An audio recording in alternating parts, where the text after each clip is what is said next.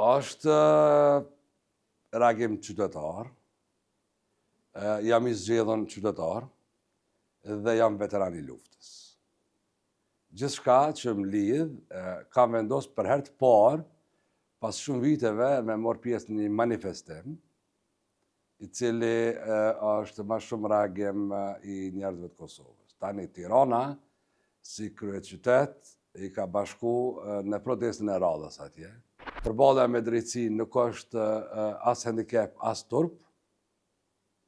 Zbardhja e kalumës është obligim qytetar, edhe njerëzit me gatishmërinë e vet, këta që janë spaku atje to përballë, edhe ata që janë përballë me drejtësinë ndërkombëtare më herët, kanë dalë mballafaquar me të kalumën dhe kanë zbardhur, kështu që ne shohim këtë prizën.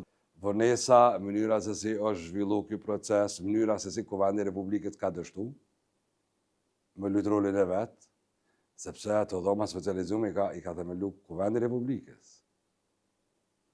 Dështimin, ndërtimin e mekanizmave, mbikëqyrës, të pavarur, pa ndërhyrë drejtësi, është problemi joni, nuk ka problemi atyre. Procesi si i tillë ka pas rami ngritet e veta, tani është në një periudhë kur drejtësia dhe për herën e tretë në Kosovë e hup besimin, është problem, besimi i thym, lën probleme jashtëzakonisht mëdha shoqërinë tonë. Dy herë, cilat janë ato dy herë, është drejtësia me OKB-n, drejtësia me EULEX-in, dhe është hera të tretë drejtësia përmes dhoma specializume, që Kosova është pajtu gjykatat e veta me qunë një vend miqësor, siç është Holanda, një qytet që njihet ndërkombëtarisht si qytet i drejtësisë, siç është Haga, nën personel ndërkombëtar dhe besueshmëria me ju dhanë këtij procesi. Kur thehet edhe për herë të tretë besimi, atëherë kush duhet me vendos, kush duhet me dhënë drejtësinë këtë vend. Tani krejt çka duhet me pa në prizmën e ndërmarrjes përbashkët kriminale. A mundet më faktu?